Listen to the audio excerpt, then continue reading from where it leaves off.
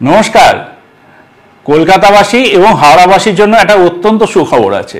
আবারও বলছি, খুব ভালো খবর। মেট্রো রেলে প্রথম চালু করেছিল 15 মার্চ, ওই সেকশনটায় 15 মার্চ এই বছর 2024-এ হাওড়া ময়দান থেকে নতুন যে মেট্রো এসপ্ল্যানেড স্টেশন আছে সেখান পর্যন্ত গঙ্গার নিচে দিয়ে আমরা সোম থেকে শনিবার পর্যন্ত এই সেকশনে মেট্রো চালাতাম।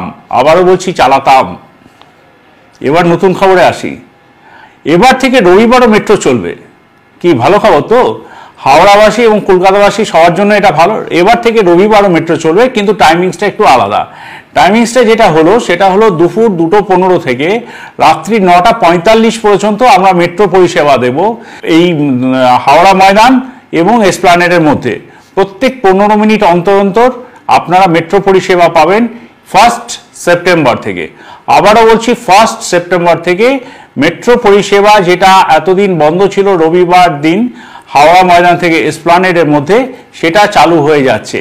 কিন্তু টাইমিংসটা আপনাদের একটু নোট করে রাখতে হবে বা মাথায় রাখতে হবে বা বন্ধুবান্ধবদের এখন থেকেই জানিয়ে রাখতে হবে যে মেট্রো পরিষেবা গঙ্গার নিচে দিয়ে পাওয়া যাচ্ছে দুপুর 2:15 থেকে রাত্রি 9:45 পর্যন্ত প্রত্যেক রবিবার এবং 15 মিনিট অন্তর অন্তর।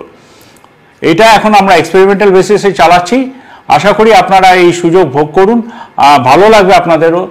আর কাজে তো রেলওয়ে আছেই আপনাদের সঙ্গে সঙ্গে, যে কোনো দরকারে মেট্রো রেল আপনাদের সাথেই আছে।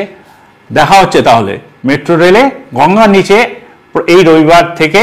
প্রত্যেক রবিবার আপনারা আমাদের সঙ্গে সফর করুন।